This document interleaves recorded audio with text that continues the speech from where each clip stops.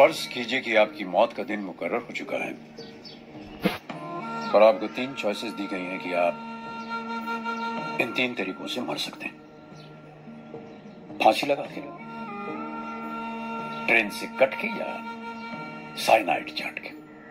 तो आप सोचेंगे कि फांसी लगाने में झंझट है, ट्रेन से कटने में तकलीफ होती है, साइनाइड चाट के ही निकल लेते। ठीक लगे ना, पेट करिए और रंग भी चोखा। यही दुविधा हर 5 साल में आपके सामने इलेक्शन की शक्ल में आती है। 2000 करोड़ का घोटाला करने वाले को वोट दें, 1000 करोड़ वाले को दें, या 200 करोड़ वाले को दें।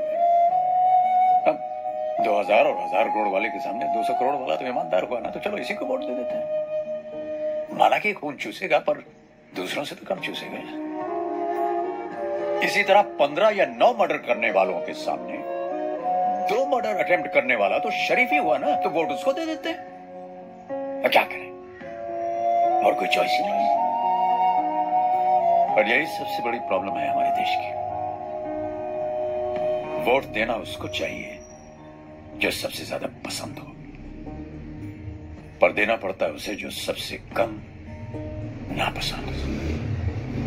स्वीडन और फिनलैंड में ऐसा नहीं होता। स्वीडन और फिनलैंड 2 महान देश हैं यूरोप के, वहां ऐसा नहीं होता।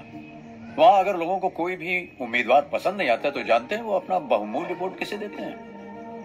वो अपना बहुमूल्य वोट अपने पसंदीदा कार्टून को देते हैं।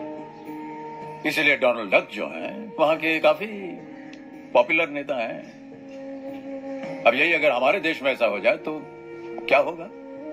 तो जनाब बलिया से छोटा भीम जीतेगा, कानपुर से चाचा चौधरी जीतेंगे,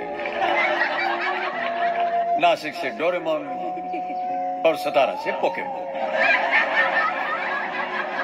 दुर्भाग्यवश हमारे देश में नेताओं को वोट देना अलाउड है, पर कार्टून्स को वोट देना अलाउड नहीं है।